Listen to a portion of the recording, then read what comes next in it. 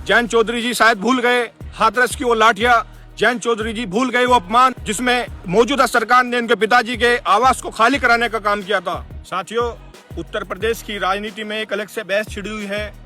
बहस चवन्नी को लेकर, 1 रुपए को लेकर है।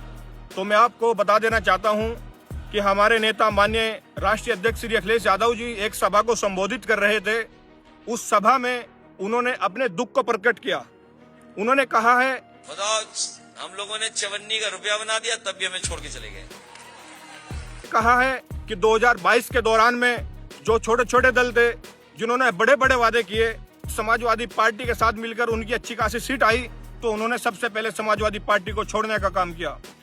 उसी दल में एक नाम निकल कर आता है जयंत चौधरी जी का, जिन्होंने माननीय राष्ट्रीय अध्यक्ष श्री अखिलेश यादव जी से कहा था कि भैया परिस्थिति कैसी भी हो लेकिन मैं आपका साथ छोड़कर नहीं जाऊंगा। उन्होंने एक सभा में कहा था कि मैं चवन्नी नहीं हूं जो पलट जाऊंगा, मैं तो चवन्नी हूं जो ऐसे करके जो पलट जाऊंगा।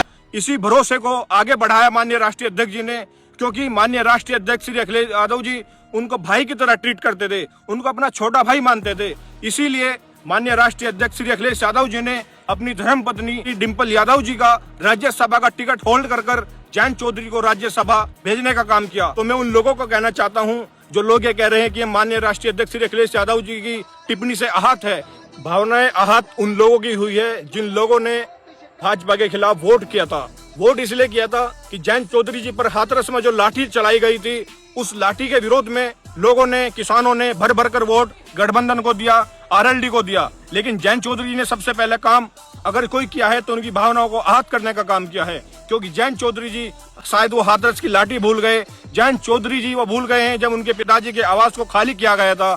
जयंत चौधरी जी भूल गए हैं किस तरह किसानों ने, 700 किसानों ने इसी सरकार में आत्महत्या की है। तो मैं उन लोगों को कहना चाहता हूं जो लोग सोशल मीडिया पर तरह तरह की टिप्पणी कर रहे हैं, 2027 में चुनाव है, अगर कल फिर इन्होंने पलटी मार ली हमारी तरफ तो कम से कम ऐसी भावना रखो, ऐसी टिप्पणी करो कि कल अगर सामना हो तो शर्मिंदगी महसूस ना हो। तो मैं इतना ही कहना चाहता हूं कि संयम से काम ले, ये बड़े नेताओं का काम है। अगर उन्होंने कोई टिप्पणी की है तो उसका जवाब जयंत चौधरी जी देंगे, आपका कोई रोल नहीं है इसमें। तो आप तरह तरह की टिप्पणी से बचे और संयम बरते।